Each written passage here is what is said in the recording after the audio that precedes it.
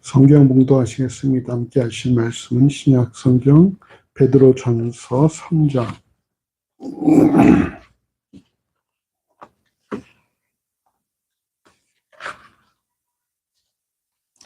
베드로전서 3장 1절에서 7절까지의 말씀입니다. 신약 성경 380쪽 전후로 있습니다. 베드로전서 3장 1절에서 7절까지의 말씀 우리 한 절씩 교독하시고 마지막 절은 합독하시겠습니다. 제가 1절 봉독합니다. 아내된 자들아 이와 같이 자기 남편에게 순복하라. 이는 혹 도를 순종치 않는 자라도 말로 말미암지 않고 그 아내의 행위로 말미암아 구원을 얻게 하려 함이니 너희의 두려워하며 정결한 행위를 보리라. 너희 단장은 머리를 꾸미고 금을 차고 아름다운 옷을 입는 외모로 하지 말고 오직 마음에 숨은 사람을 온유하고 안정한 심령에 썩지 아니할 것으로 하라. 이는 하나님 앞에 값진 것이니라. 전에 하나님께 소망을 두었던 거룩한 부녀들도 이와 같이 자기 남편에게 순복함으로 자기를 단정하였나니 사라가 아브라함을 주라 칭하여 복종한 것 같이 너희가 선을 행하고 아무 두려운 일에도 놀라지 아니하므로 그의 땅이 되었느니라. 함께 합시다.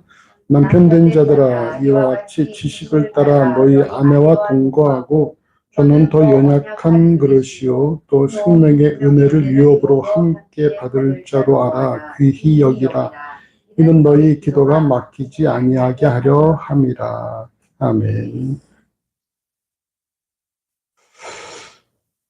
베드로 서신은 베드로전서 1장 1절의 말씀처럼 본도, 갈라디아, 갑바도기아, 아시아와 비두니아에 흩어진 나그네, 즉 디아스포라를 대상으로 기록한 서신입니다. 베드로 서신이 기록될 당시에는 네로와 도미티안 그리고 트루안 황제에 의한 박해가 있었고 결국 베드로는 네로의 박해에 의해서 순교했습니다. 바울도 네로의 박해에 의해 순교를 했습니다. 이 베드로전서는 국가적인 박해에 의해 고난당하는 흩어진 그리스도인을 하나님의 말씀으로 위로하고 그들에게 하늘의 소망을 제공하고자 기록된 그런 서신입니다. 자, 오늘 본문 베드로전서 3장 1절과 2절 말씀을 함께 읽어보십시다. 아내된 자들아 이와 같이 자기 남편에게 순복하라. 이는 혹 도를 순종치 않는 자라도 말로 말미암지 않고 그 아내의 행위로 말미암아 구원을 얻게 하려 함이니 너희의 두려워하며 정결한 행위를 봄이라. 아멘.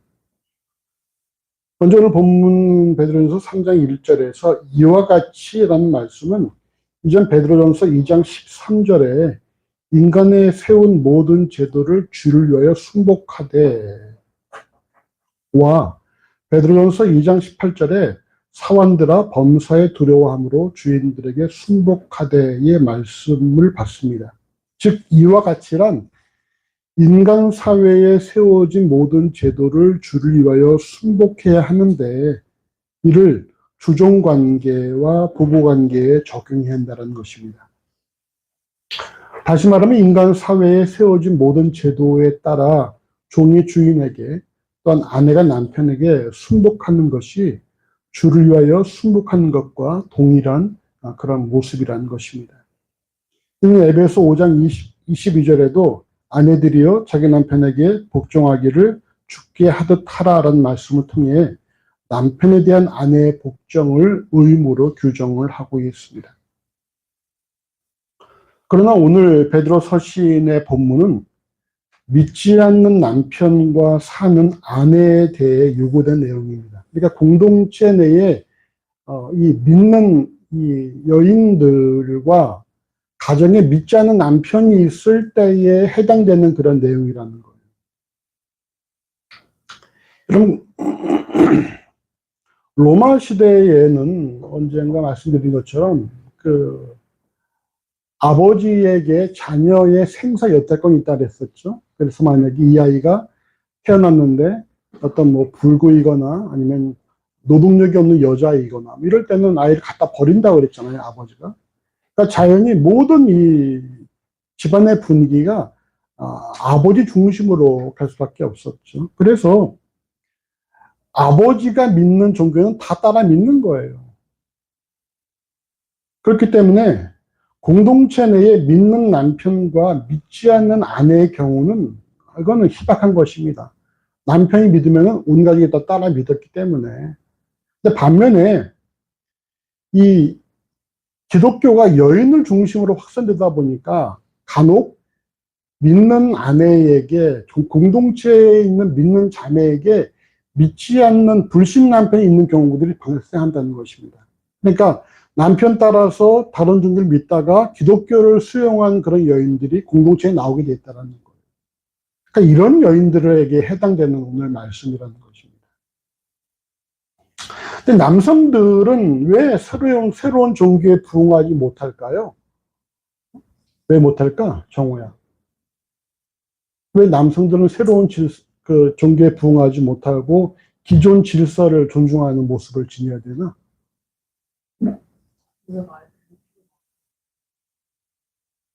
오늘 싸웠니? 그러다가? 그럼 지금도 마찬가지지만 남성들은 뭡니까? 기존의 질서를 존중해야지만이 그 사회 내에서 존중을 받는다라는 거예요. 소수일 경우에는 따돌림을 받거나 무시를 당할 수가 있고 다수에 포함될 때에 비로소 존중받는다라는 것입니다. 그래서 여러분 보면은 보수적인 남자가 보수적이에요? 아니면 여자가 보수적이에요? 보수적인 존재는 남자 보수적이죠. 좀 더 여자들이 진보적이고.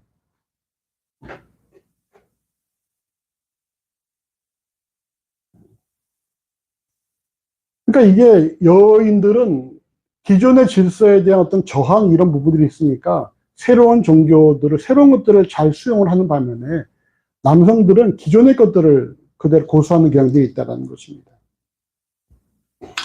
결국 불신 남편과 살아가는 공동체의 아내들은 자신들이 남편에게 순복하는 모습을 통해 남편이 구원을 얻을 수도 있다라는 거예요.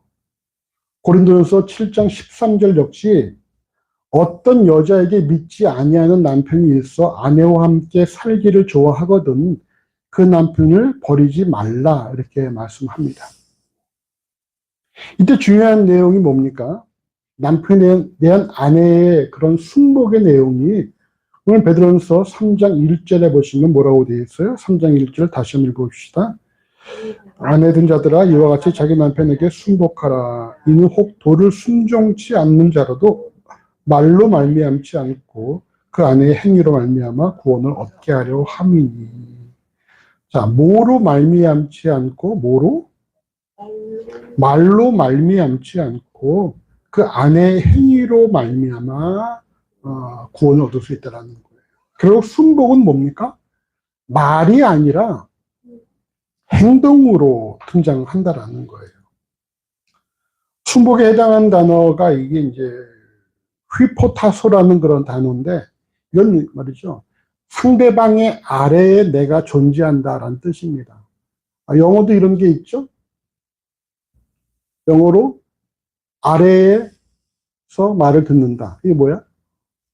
submission. 이게 복종 아니에요? 복종과 이 순복이 같은 의미라는 것입니다. 그러니까 밑에서 서브에서 이제 말을 듣는 것이죠. 에베소 5장 21절에서도 그리스도를 경외함으로 피차 복종하라에서 이 복종에도 동일한 단어 휘포타수가 사용되었습니다. 그러니까 복종 또는 순복 다 이 같은 단어라는 거예요. 결국 남편에 대한 아내의 순복은 내가 당신 말 잘 들을게. 그래, 당신 말이 옳아. 이런 어떤 말의 고백이나 인정이 아니라 남편의 말에 귀를 기울이고 순순히 그 말대로 자기가 행위로 보여주는 그런 모습을 통해서 확인할 수 있다는 사실입니다. 그 행위에 대해서 오늘 본문 베드로전서 3장 2절은 너희의 두려워하며 정결한 행위를 봄이라는 말씀을 통해 이 아내가 남편에게 순복해야 될 행위가 무엇이냐? 두려워하며 정결한 행위를 갖추는 것이다. 이렇게 말씀하고 있어요. 자, 두려워한다는 것은 누굴 두려워하는 거라는 거예요? 결코 이게 남편을 두려워하는 거라는 것이 아니라 하나님을 두려워하라는 것입니다. 여러분, 앞선 2장 18절에 보시면은 2장 18절 같이 읽어보실까요? 사환들아 범사에 두려워함으로 주인들에게 순복하되 선하고 관용하는 자들에게만 아니라 또한 까다로운 자들에게도 그리하라. 역시만 주인을 두려워하는 것이 아니라 하나님을 두려워하는 마음으로 주인에게 순복하는 말씀이에요. 왜냐하면 그거보다 앞선 2장 17절에 또 읽어보시죠. 무사람을 공경하며 형제를 사랑하며 하나님을 두려워하며 왕을 공경하라. 하나님을 두려워하며라고 되어 있기 때문에 두려워한다는 것은 말이죠. 남편을 두려워하는 것이 아니라 하나님을 두려워하라는 거예요. 하나님을 두려워하라. 즉 아내와 종에게 각각 남편과 주인에게 두려움으로 순복하라는 말씀은 이 같은 제도를 주신 하나님을 두려워하는 마음으로 남편과 어떤 주인에게도 순복하라라는 것입니다. 그러니까 규빈이가 정호를 두려워해야 돼? 두려워하지 않아야 돼? 두려워해야 되지. 근데 왜 두려워해야 돼? 하나님이 두렵기 때문에 남편도 두려워해야 한다는 거예요. 응? 그러니까 사모님은 목사님을 두려워하지. 왜? 목사님이 무서워서? 아니야. 사모님이 하나님을 두려워하니까 목사님을 두려워한단 말이야. 그 아침에도 이렇게 사모님 주방에 계신데 내가 싹 가니까 깜짝이야 하면서 못 들어하더란 말이야.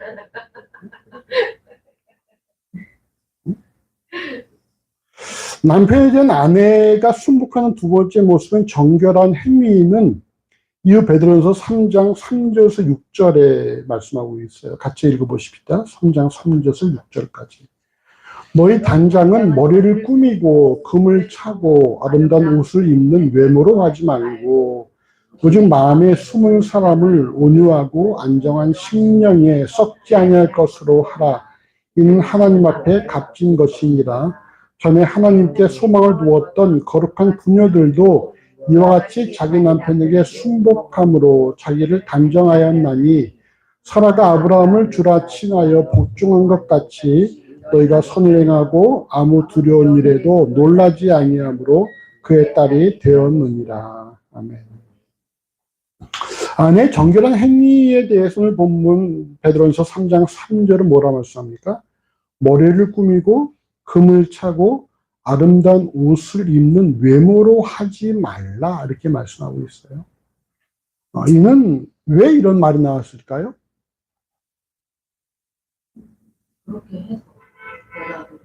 이는 이 당시 여인들의 정결한 행위가 뭐였다라는 거예요? 머리를 꾸미고 금을 차고 아름다운 옷을 입는 외모로 했다라는 거예요. 이 당시도 말이죠. 여인들이 자기를 드러내기 위해서 아름다운 옷을 입고 또 머리를 꾸미고 금을 차는 일이 있었다는 것입니다.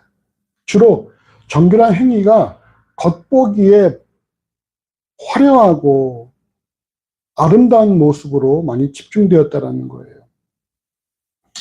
그러나 하나님의 자녀들은 외모가 아닌 오늘 본문 베드로전서 3장 4절에 보시면 오직 마음에 숨은 사람을 온유하고 안정한 심령에 썩지 아니할 것으로 하라 이렇게 말씀하는데 동일한 구절의 공동 번역은 썩지 않는 장식 곧 온유하고 정숙한 정신으로 속마음을 치장하십시오. 또 새 번역은 썩지 않는 온유하고 정숙한 마음으로 속사람을 단정하도록 하십시오라고 번역하고 있습니다.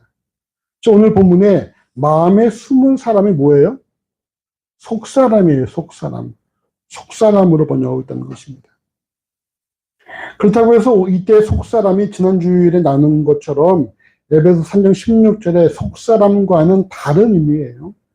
에베소 3장 16절 속사람은 inner being, 예? 그 중심, 이라고 볼 수 있는 반면에 오늘 이 속사람은 그 마음의 마음, 심령이라고 볼 수가 있습니다. 생각, 이런 걸 바꿀 수 있는 것이죠.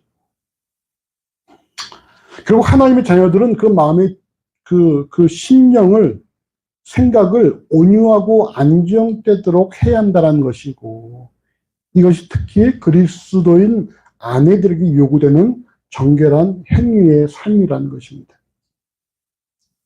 더군다나 현재 베드로를 통해 서신을 받는 이 디아스포라는 로마 제국의 박해 속에 놓여져 있는데, 그런 상황에서 외모가 아닌 마음을 온유하고 정숙하게 만드는 것이 그 무엇보다 중요하게 여겨질 것입니다.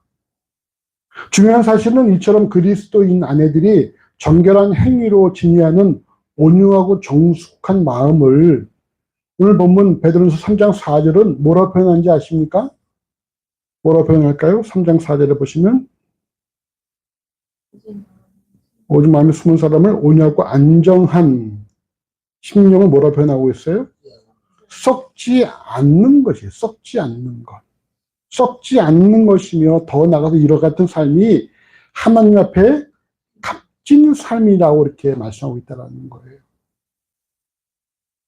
예수께서 요한복음 6장 27절에서 썩는 양식을 위하여 일하지 말고 영생하도록 있는 양식을 위하여 하라라고 말씀하시는데, 오늘 본문에서 이처럼 썩지 않을 것이 뭡니까? 여인들의 정결한 행위로 갖춰야 하는 온유하고 정숙한 마음이라는 거예요. 여러분, 다 썩지요. 우리 피부도 다 썩지 않습니까? 응? 주민이가 특별히 에어컨 바람을 싫어하는 것은 추워서. 여인들이 에어컨 바람을 싫어하는 이유는 피부가 건조해지니까. 그래서 에어컨은 안 쓴다 그러죠. 아예 피부에게 양보하겠어, 이렇게 하면서. 그래서 우리 땀이 막 나도 이제 이게 다 보습이 된다고 하면서 이렇게 촉촉하게 이렇게 한다고 그러는데 결국 다 썩죠. 어제도 제자가 와서, 아유, 목사님이 벌써 60이 되셨네요, 그러더라고. 그래서 난 마음은 40대야 그랬더니 저도 마음은 30대예요 라고 그렇게 얘기하던데, 이제 50대 내가 와서 다, 여러분, 다 시간이 지나면 다 노화가 되고 썩기 마련이죠. 근데 여러분, 썩지 않는 것이 뭡니까? 본문에 보시면은 여인들이 갖는 정숙하고 또 온유한 그런 마음이라는 거예요.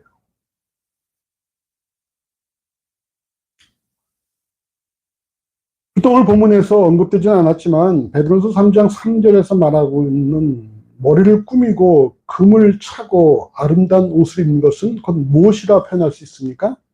이등 다 썩는 것이다라고 볼 수가 있는 것이죠. 바라기는 오늘날의 시대에도 여러분, 그리스도인 됨이 중요합니다. 그리스도인 됨이 중요한데 썩을 것이 아니라 썩지 아니할 온유하고 정숙한 마음을 통해 하나님께 값진 것으로 되어진 삶이 되기를 소원합니다. 이처럼 남편에게 순복함으로 갖추어야 할 아내들의 정결한 행위가 지금 박해가 진행되고 있는 디아스포라에 믿는 아내들에게는 요구되는 모습이 아니라, 오늘 본문 베드로전서 3장 5절에 의하면은 전에 하나님께 소망을 두었던 거룩한 부녀들도 이와 같이 자기 남편에게 순복함으로 자기를 단장하였다, 이렇게 말씀하고 있습니다. 즉 남편에게 순복하는 모습은 새로운 가르침이 아니라 고대로부터 하나님께 소망을 두었던 거룩한 부녀들이 걸어왔던 삶이라는 거예요. 이는 결국 주 안에 존재하는 여인들은 말이죠, 당대의 유행을 쫓기보다 성경 속에 기록된 이전 하나님께 소망을 두었던 여인들의 삶을 추구하는 삶을 살아야 한다는 사실을 알 수가 있죠. 뭐 남성들도 마찬가지겠죠. 남성들 역시 어떤 유행을 쫓기보다 성경에 기록되어 있는 남성들, 하나님께 소망을 두었던 남성들의 삶을 추구하는 모습이 필요한 것이죠. 대표적인 인물이 바로 예수가 되는 것이고요. 여러분, 본문에서 이 부녀들을 표현하면서 뭐라고 하는지 여러분 보십시오. 뭐라고 표현하고 있어요? 하나님께 소망을 두었던 거룩한, 이렇게 강조하고 있다는 거예요. 여러분 이 부분 한번 빼고 보실까요? 응? 만약에 그 부분 우리가 제외하고 있는다면은 전에 부녀들도 이와 같이 자기 남편에게 순복함으로 자기를 단정해. 이렇게 말해도 말이 돼야 안 돼요? 말 되잖아요. 말 되는데 굳이 그 부녀들 앞에 뭘 뒀어요? 하나님께 소망을 두었던 거룩한 부녀들이라는 그런 거룩한이라는 형용사를 앞에 두고 있다는 거예요. 여러분, 이건 무슨 의미겠습니까?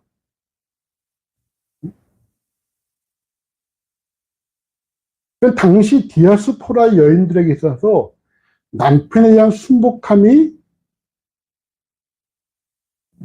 어땠을까요? 당연했다? 당연했다면 이렇게 말할 필요가 없겠죠. 좀 부족했다라는 것이죠. 왜냐하면 여러분, 당대의 철학자들의 가정 규범은 이렇게 되어 있습니다. 아내가 남편에게 복종할 뿐만 아니라 남편을 두려워해야 한다. 이것이 당대 철학자들이 주장했던 내용이라는 거예요. 이건 무슨 말이에요? 아내들이 남편에게 복종하거나 두려워하는 것들이 부족했다는, 이게 당연했다면은 굳이 이렇게 강조할 필요가 없죠. 당연한 걸 왜 강조하겠어요?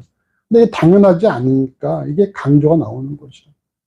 그러면 왜 이걸 강조하면 됩니까? 왜 여러분, 로마 제국의 타락을 논할 때에 여러분, 성문화도 예외가 될 수가 없는데, 물론 남성 중심의 성문화가 발달됐지만 여인들의 성적인 타락도 무시할 수 없었다라는 것입니다. 그러니까 이런 흐름이 로마의 지배하에 있던 디아스포라에 믿는 여인들에게도 영향을 주었다고 할 수 있다는 거예요. 그 당시에 아내든 남편이든 서로의 외도에 대해서 다 눈 감아줬다는 것입니다. 그러니까 부부가 다 그냥, 귀족들은 더욱더, 그리고 그런 어떤 외도의 상대가 귀족끼리 외도하면 안 되고, 외도 상대 뭐예요? 다들 노예 혹은 전쟁 포로들을 상대로 아주 이거는 아주 일반화됐던 그런 모습이라는 거예요. 그러니까 그런 가운데서 여인들도 동일한 타락에 물들게 되었고, 그런 것들이 디아스포라 여인들에게도 영향을 주었다라는 것입니다. 그래서 여러분, 오늘 본문 베드로서 3장 6절은 뭐라 말씀합니까? 전에 하나님께 소망을 두었던 거룩한 부녀들이라고 말함으로 말미암아 너희들도 뭐가 될 수 있다? 너희들도 하나님께 소망을 둔 거룩한 부녀들이 될 수 있다는 사실을 말하고 있는 거예요. 왜? 이 모습이 이전 성경에 기록된 거룩한 부녀들의 삶이기 때문에 너희들도 그렇게 될 수 있다는 것입니다. 물론 그러니까 이 말씀이 어떤 중의적인 표현이 있는 것이죠. 그렇게 안 한다라는 것과 함께 그렇게 될 수도 있다. 두 가지를 다 놓고 있다라는 것입니다. 다 포함하고 있다는 것이죠. 그래서 오늘 본문에서는 이처럼 전에 하나님께 소망을 두었던 거룩한 부녀들의 한 예로 누굴 언급하고 있어요? 사라를 언급해요. 사라. 아브라함의 아내 사라를 언급합니다. 특히 사라가 그 창세기 18장 12절에서 아브라함을 주인이라고 이렇게 표현한 것을 언급을 하는데, 그럼 당시 히브리 문화에서 이런 주인이란 표현은 말이죠, 로드가 아니에요. 로드가 아니라 그냥 썰, 누구누구 씨, 누구님. 우리도 그러잖아요. 정호님, 규빈님 이렇게 말하잖아요. 그런 단순한 어떤 경어지, 이게 어떤 나의 주인이시여 이런 표현이 아니라는 것입니다. 창세기 19장 2절에서 소돔의 이런 천사들을 본 롯이 주여라고 표현한 거 역시 그냥 그냥 썰이에요, 썰. 응? 이걸 이제 그 히브리어로는 아돈이라고 해요. 아돈이라고 표현하는데, 반면에 아브라함이 창세기 33장 8절에서 창세기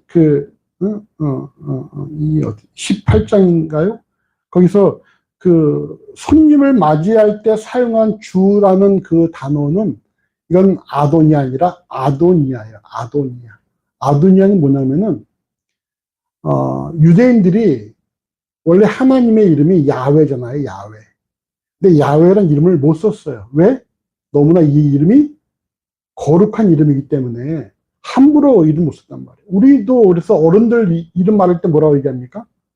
너 아버지 성함 어떻게 되시냐는 뭐라고 얘기해요? 몇 자, 몇 자? 성은 손씨고요. 뭐 정자, 우자 쓰시면 이렇게 얘기하잖아요. 그러니까 그렇게 말하는 것처럼 야훼를 못 썼다라는 거예요. 그럼 뭐라 썼어요? 아도나이라 썼어요. 아도나이. 그러니까 이 아도나이라는 것은 여호와, 전능하신 여호와를 표현하는 것이거든요. 근데 그 외에 모든 성경은 주, 또 이 야곱이 또 에서 만날 때 뭐라 표현했어요? 형을 보니 마치 내가 주를 보는 것 같습니다라는 그 역시 여러분 뭐예요? 그냥 단순한 그냥 님이에요, 님, 썰을 표현하고 있다는 것입니다.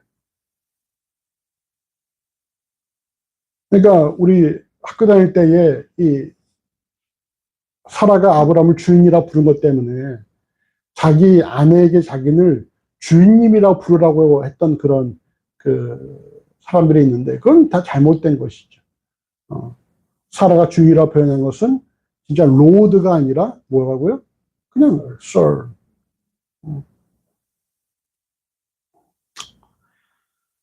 사라와 같이 자신 남편에게 순복하는 그리스도인의 아내들은 오늘 본문 베드로전서 3장 6절에 보시면은 선을 행하고 아무 두려운 일에도 놀라지 아니하므로 그의 딸이 되었느니라라고 말씀하는데 동일한 구절을 공동번역은 선한 일을 하고 어떤 놀랄 만한 일에도 무서워하지 않는다면 사라의 딸들이 될 것입니다라고 세번역은 선을 행하고 아무리 무서운 일도 두려워하지 않으니 사라의 딸이 될 것입니다라고 번역을 합니다. 선을 행한다는 것은 앞선 베드로전서 2장 12절에 너희가 이방인 중에서 행실을 선하게 가져 너희를 악행한다고 비방하는 자들로 하여금 너희 선한 일을 보고 권고하시는 날에 하나님께 영광을 돌리게 하라는 말씀과 연결된 것으로 비록 예수를 믿는다는 사실로 인해 박해를 받고 있더라도 너희는 그런데 불구하고 선한 삶을 살라라는 것입니다. 박해를 받더라도 선한 삶을 살라는 거예요.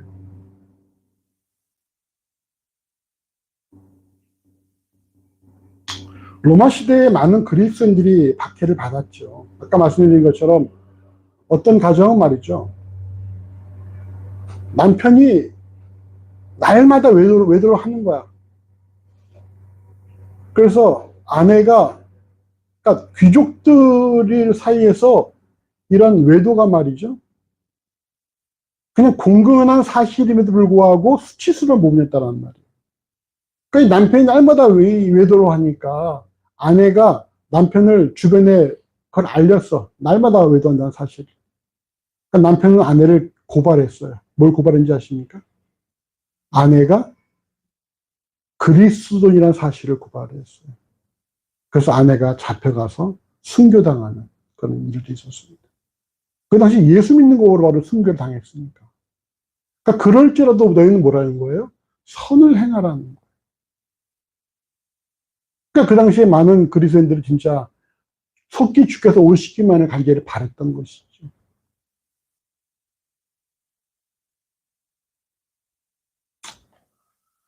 또는 아무 일에도 놀라지 말라, 놀라지 아니함이라는 말씀은 앞선 베드로전서 3장 4절에 온유함으로 이해될 수 있으며 어떤 고난과 박해가 와도 놀라지 말고 그걸 다 받아들이라 포용하라는 말씀입니다.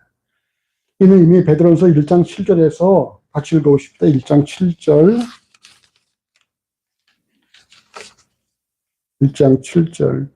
너희 믿음의 시련이 불로 연단하여도 없어질 금보다 더 귀하여 예수 그리스도에 나타나실 때에 칭찬과 영광과 존귀를 얻게 하려 함이라. 아멘. 이 말씀을 통해 연단의 유익에 대해 언급하기 때문입니다. 그러니까 박해가 와도 너희가 그 박해가 너희를 더 연단할 것이라는 사실을 인정하며 그걸 잘 감당하라는 거예요. 지난주에 영화를 하나 봤는데 그 실화인데 말이죠. 신부가 된 복서라는 그런 영화였습니다. 근데 복서 출신의 사람이 영화배우가 되려다가 하나님의 은혜를 입고 신부가 된 케이스예요. 근데 신부가 돼서 이제 또 이 루게릭병이 열려가 결국 이제 50세 일찍 그 선종을 하게 되어졌는데 그런 얘기를 하더라고요. 여러분 쉬운 삶을 위해서 기도하지 마십시오.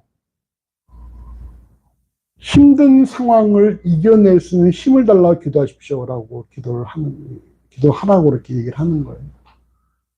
그 사람이 진짜 갈수록 근육이 말라져가는 그런 병을 알면서 하는 얘기가 쉬운 삶을 위해서 기도하지 말고 어려운 삶을 잘 극복할 수 있는 힘을 달라고 기도하라고 그러는데 이런 것들이 우리가 어떤 갖춰질 모습이라고 생각이 되어죠. 박해가 심하지만 그 박해 중에서도 너희가 놀라지 말고 그걸 다 감당할 수 있는 힘을 구하고 또 더 선한 일을 행하라는 것입니다.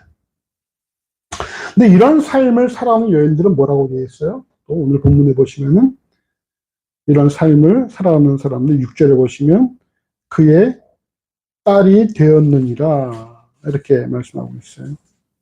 그래서 그의 딸은 이 사라의 딸이거든요. 사라의 딸.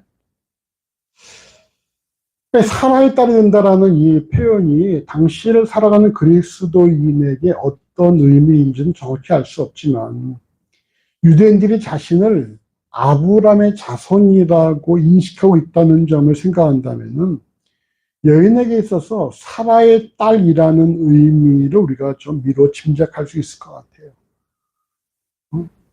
사라의 딸. 사라가 누굴 낳았죠?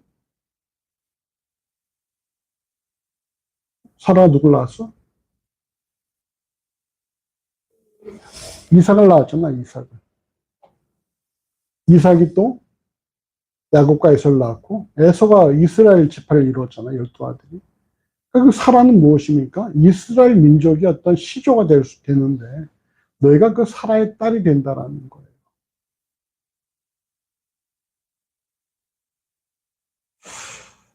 그러니까 믿음의 조선이 된다는 것이죠. 그 다음 말씀 보십시다. 오늘 보면 3장 7절 같이 읽어보십시오. 3장 7절.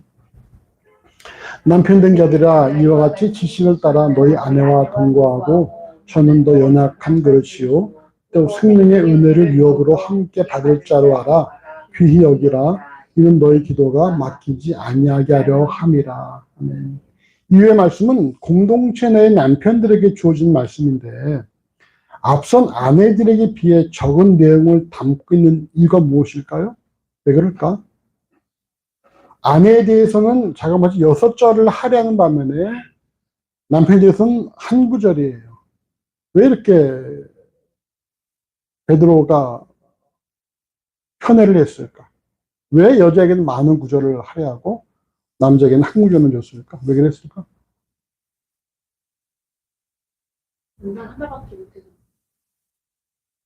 뭔 소리야, 얘는 또. 왜 그랬을까, 정우?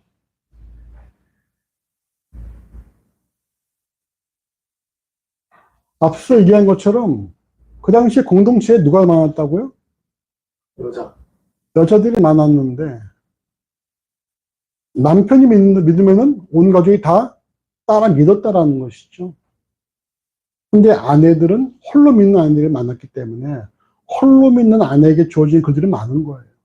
그럼 남편들은 뭡니까? 이미 다 가족이 나오고 있으니까 특별히 더 할 말이 없다는 것입니다. 그러니까 한 절만 주어지고 있는 거예요. 한 절 내용이 무엇이냐? 먼저 이와 같이라는 것은 앞선 그 3장 1절의 이와 같이와 동일하게 베드로전서 2장 13절에 인간에 세운 모든 제도를 주를 위하여 순복하되의 말씀을 받는 것입니다. 이와 같이, 그다음 말씀이 뭐예요? 이와 같이 지식을 따라 너희 아내와 동거하라.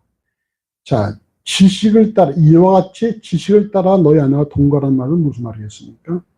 이와 같이가 뭐라 그랬어요? 사회에 세워진 제도. 그 제도에 따라, 그 제도와 지식에 따라 너희 아내와 동거하라는 거예요. 그럼 그 제도는 뭐겠습니까? 비록 로마가 성문화가 극도로 타락했다 할지라도 뭘 지켰어요? 일부 일처를 지켰다는 것입니다. 일부 다처제가 아니라 일부 일처제라는 거예요. 그러니까 너희가 그 제도 안에서 존재해야 한다는 것이고, 더 나아가서 이 지식에 따라라는 것은 무슨 말일까요? 지식에 따라.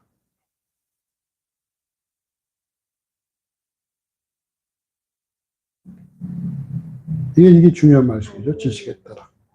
너희가 알고 있는 것. 과연 그럼 여러분, 그 당시에 남성들이 여성에 대해서 알고 있는 것이 무엇이겠습니까? 약하다. 보호해야 한다. 소유물. 그리고 그 당시 남성들이 여성에 갖고 있는 지식은 그냥 재산, 소유, 나를 돕는 존재, 내 어떤 즐거움을 위한 존재, 이런 식밖에 안 되는 것이죠. 근데 여러분, 여기서 말하는 그 지식은 어떤 지식이냐? 로마 내에 주어진 지식이 아니라 너희가 그리스도 안에서 주어진 지식이라는 거예요. 그럼 여러분, 그리스도인에게 주어진 지식은 어떤 지식입니까? 자, 우리 성경을 보십시다. 고린도전서 8장 보시죠.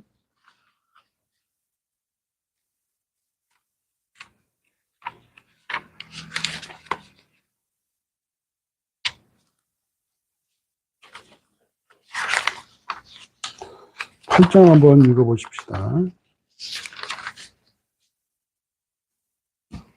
자, 8장 1절과 2절을 보시면 우상의 제물에 대하여는 우리가 다 지식이 있는 줄 아나 지식은 교만하게 하며 사랑은 덕을 세우나니 만일 누구든지 무엇을 아는 줄로 생각하면 아직도 마땅히 알 것을 알지 못하는 것이요. 아멘. 여기서 볼 때 여러분, 자, 성경에 말한 지식은 뭡니까? 지식은 사람을 교만하게 만들 수 있다. 또 뭐예요? 누구든지 지식이 있다고 하는 자는 아직 마땅히 알 것을 알지 못하는 자다라는 것이죠. 그래, 여러분 또 11절에 보세요. 11절에. 그러면 내 지식으로 그 약한 자가 멸망하나니 그는 그리스도께서 위하여 죽으신 형제라. 아멘. 자, 너의 지식으로 약한 자가 멸망한다라는 걸 때에 성경에 말하는 지식은 어떤 지식입니까? 성경이 요구한 지식은 어떤 지식이에요? 약한 자를 망하게 하는 지식입니까? 아니면 약한 자를 돌아보는 지식입니까? 응? 약한 자를 멸망케 한 지식은 어떤 지식이에요? 교만하게 한 지식이요. 아직도 자기가 지식이 있다고 하면서도 무엇을 아는지 알지 못하는 그런 지식이잖아요. 그리고 그 지식을 뭘 합니까? 그 지식으로 약한 자를 멸망시킨다는 것이죠. 그럼 성경이 요구하는 지식은 어떤 지식입니까? 약한 자를 멸망시킨 지식입니까? 약한 자를 보호하는 지식입니까? 약한 자를 보호하는 지식이에요. 오늘 본문에서 베드로전서에서 너희가 지식을 따라 너희 아내와 동거하라는 말씀은 뭡니까? 너희 아내는 지금 약한 존재인데 그 약한 존재를 돌보는 지식을 갖춰야 한다는 거예요. 응? 그걸 보면 아내를 뭐라 표현하고 있어요? 더 연약한 그릇이라고 표현하지 않습니까? 당시 전통적인 로마법은 그들 마음대로 결정을 내리기 위해서 여성들은 연약하고 무능하다라고 결정을 내렸다고 합니다. 여성들은 무조건 뭐예요? 연약하고 무능한 존재라는 거예요. 그렇게 전제를 해놓고 법정에서 판결을 내렸다는 거예요. 근데 이게 왜 그러냐? 우리에게 인간은 사회적 동물이다라는 그걸로 유명한 철학자 아리스토텔레스가 말이죠. 아리스토텔레스가 이렇게 말했다고 합니다. 여성은 천성적으로 모든 면에서 남성보다 열등하다. 이렇게 가르쳤다는 거예요. 이 말 들을 때 어때, 규빈이? 무슨 상관이 누가 이렇게 얘기했다고? 아리스토텔레스. 이런 말 했다는 거예요. 여성은 모든 면에서 천성적으로 남성보다 열등하다. 이렇게 가르쳤기 때문에 자연히 이것이 어떤 여성을 바라보는 기본 전제가 돼버리는 거예요. 아, 저 여성은 우리보다 더 열등하다. 무능하다. 근데 그 연약한 그릇을 어떻게 하라는 거예요? 너희의 지식으로 여인들을 돌봐야 한다라는 것입니다.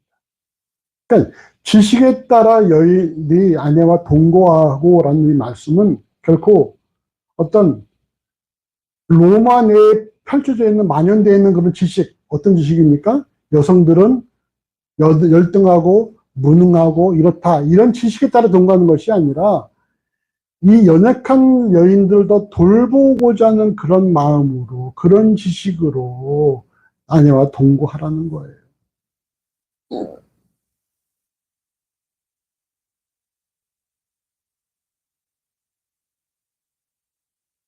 그래서 재밌는 표현이죠. 더 연약한 그릇이란 표현은 더 연약하다. 뭐보다 연약하다는 거예요, 그러면? 남자보다 연약하다라는 것이죠. 이 말씀에 뭐가 포함되어 있습니까? 남자도 연약하다라는 것이죠. 그럼 뭐예요? 인간은 다 연약하다라는 거예요. 인간 다 연약한데 여자가 좀 더 연약할 수 있다라는 것이죠. 그러니까 남성들은 뭡니까? 약한 자들을 돌보는 그런 지식으로서 아내와 동거하라는 거예요. 그러니까 우리 서로 바라볼 때 어떻게 바라봐야 돼? 부부 바라볼 때에 그렇지. 아유, 너도 연약하구나. 이렇게 바라봐야 한다라는 거예요. 근데 남편은 어떻게 바라봐야 한다고? 나보다 더 연약하구나. 내가 더 돌봐줘야 되겠다라고 인정해야 한다.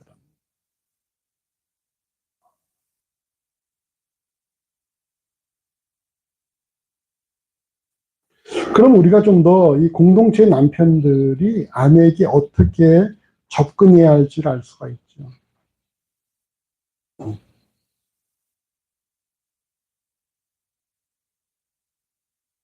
공동체에 속한 남편들이 아내에 대해 알아야 할 또 다른 지식은 성경에 뭐라고 되어 있습니까? 아내는 생명의 은혜를 유업으로 함께 받을 자라는 거예요.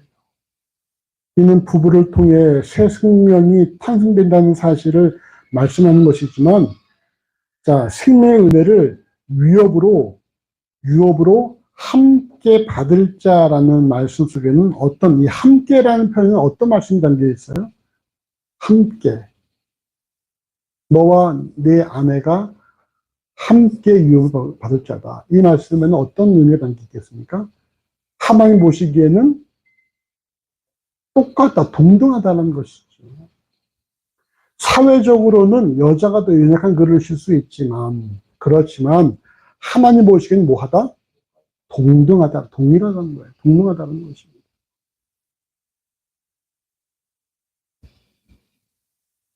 그러니까 우리가 상대방을 뭐 바라볼 때에 우리가 동등하게 바라봐야 한다는 거예요. 응? 남편이 아내를 동등하게 바라봐야 되고, 아내 역시 남편 바라볼 때 어떻게 바라봐야 돼요? 규변이 동등하게. 나보다 힘도 약하면서 이렇게 보면 안 되고, 동등하게 바라봐야 한다는 것입니다. 하나님 보시기에 동등한 존재라는 거예요. 이제는 공동체에 속한 남편들이 아내를 귀하게 여겨야 할, 동등하게 바라보시니 귀하게 여기라는 것이죠. 서로 귀하게 여겨야 한다는 것입니다. 자, 우리 부부 서로 바라보고 이렇게 어깨를 딱 손올리고 이렇게 말해봐. 아유, 내 귀한 사람아. 좀 이렇게 좀 사랑의 눈빛을 해봐. 어떻게 너희는 30년 살아온 사람하고 똑같이 이렇게 하니?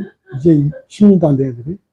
그윽하게 좀 바라보면서 내 귀한 사람아. 똑같아, 쟤네들도. 공동체에 속한 남편들이 아내를 귀하게 여겨야 될 또 다른 이유는 오늘 본문이 뭐라고 말씀합니까? 이것이 너희 기도가 막히지 아니하게 하려 함이라 이렇게 말씀합니다. 즉 하나님과 영적 교류가 활발하게 이루어지고 이를 통해 개인의 영성이 성장하기 원한다면 부부간에 상대방을 귀하게 여기는 모습이 필수적이라는 거예요. 그럼 부부간에 하나 되지 않으면 부부간의 섬김과 존중이 사라지면은 결국 영적으로 성장할 수가 없다라는 것이죠. 기도가 안 된다라는 거, 기도가 막힌다라는 것이죠. 이건 남성에서나 마찬가지예요. 싸우고 나면 묵상이 안 되죠. 그러니까 너희의 영적 성장을 위해서라도 또 서로를 존중히 여기고 귀하게 여기라는 말씀이에요. 에베소서에서 가족 내 여러 관계에서 가장 우선해야 할 것이 부부관계라고 강조하는 것처럼 이제는 부부간의 상호 섬김과 존중이 개인의 영성에도 필수적이라는 사실입니다. 자, 말씀을 정리합니다. 여러분 먼저 믿는 아내는 불신 남편에게 순복해야 되는데 이는 말이 아니라 행동을 통해서 나타난다라는 것입니다.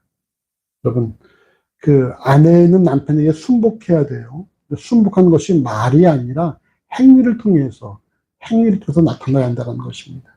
두 번째로 이런 이 아내가 남편에게 순복해서 등장하는 행위가 성경에 기록되어 있는 여인들의 삶이었다는 것이고 이런 삶을 사는 여인들은 결국 그 삶이 썩지 않으며 사라의 딸이 된다라고 말씀하고 있다는 것입니다.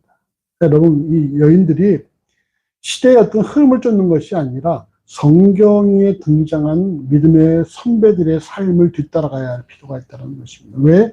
그 삶이 진실로 썩지 아니할 삶이요 또한 귀한 삶이기 때문입니다. 마지막으로 부부 모두 연약한 그릇이나 하나님께서는 다 동등하게 바라보신다는 사실인 것입니다. 특별히 남편들이 아내와 동거할 때 어떻게 동거하라고요? 지식을 따라 동거하라. 그 지식은 어떤 지식입니까?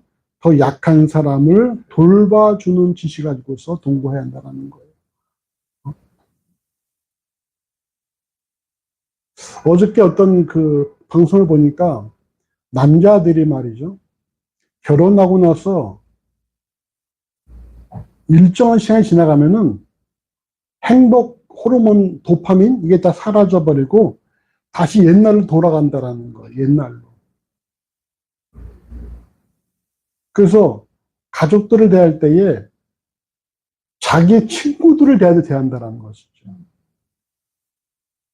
그래서 그 강사가 그래서 꼭 아내들, 자매들인 형제를 만날 때는 형제가 집에 식구들을 어떻게 대하는지를 보고 이제 결정하라는 얘기를 하거든요. 왜냐하면은 그 모습이 결혼하고 나서 행복 도파민이 사라지면 나오게 될, 나에게 행해야 될 모습들이니까. 그러니까 결국은 그때 이제 모습을 통해서 이 사람이 어떤 삶을 살았는지를 알 수가 있다는 거예요. 연애할 때야 뭐 좋은 말 하겠지만 그 기분이 사라지면 그다음부터는 자기의 본래 모습이 등장한다라는 것이죠. 근데 이 본문을 통해서 남성들은 말이죠. 그런 자기의 과거의 모습을 좀 지울 필요가 있어요. 그러니까 옛날 모습대로 하는 것이 아니라 이 더 연약한 그릇이고 함께 유업을 받을 자이기 때문에 내가 더 귀하게 여겨야 되겠다는 그런 마음으로 접근할 필요가 있다는 것입니다.